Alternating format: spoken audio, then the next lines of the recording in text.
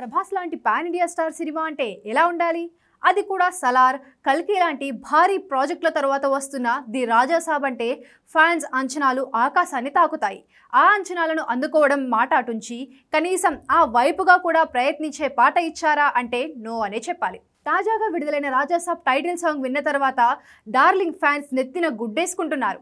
అంతర్జాతీయ స్థాయిలో క్రేజ్ ఉన్న హీరోకి ఇలాంటి సాధారణమైన ట్యూన్ ఇచ్చి మరీ గ్రాంటెడ్గా తీసుకుంటారా అంటూ పెదవి విరుస్తున్నారు.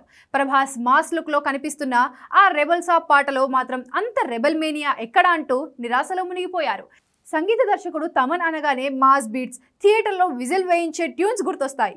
అలాంటిది ప్రభాస్ లాంటి పాన్ ఇండియన్ హీరోకి టైటిల్ సాంగ్ ఇచ్చేటప్పుడు ఈసారి జోష్ కోల్పోయినట్లు అనిపిస్తుంది.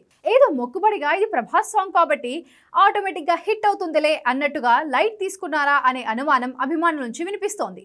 పాటలో భారీతనం, విజువల్స్ ఉన్న ఆ బీట్కి దమ్ము లేదని, రాజాసాబ్ టైటిల్ పక్కన ఈ ట్యూన్ అస్సలు సెట్ కాలేదని ఫ్యాన్స్ ఓపెన్గా తమ అభిప్రాయాన్ని చూపిస్తున్నారు.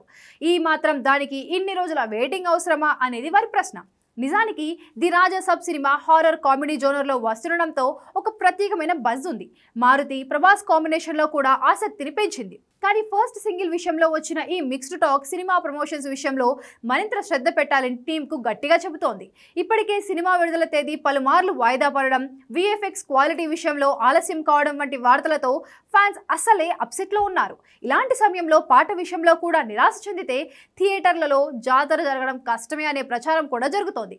మొదటి పాట గురించి ఫ్యాన్స్ ఫీల్ అవుతున్నా మళ్ళీ ఆశలన్నీ ఇప్పుడు సినిమాలోని రెండో ట్రైలర్ పైనే ఉన్నాయి. Prabhas dual role, vintage look, అలాగే మారుతి స్టైల్లో ఉండే హారర్ కామెడీ ఎలిమెంట్స్ ఎలా ఉంటాయో చూడాలని అందరూ ఉత్సాహంగా ఎదురు చూస్తున్నారు. ముఖ్యంగా ది రాజాసాబ్ సంక్రాంతికి కానుకగా రాబోతోంది.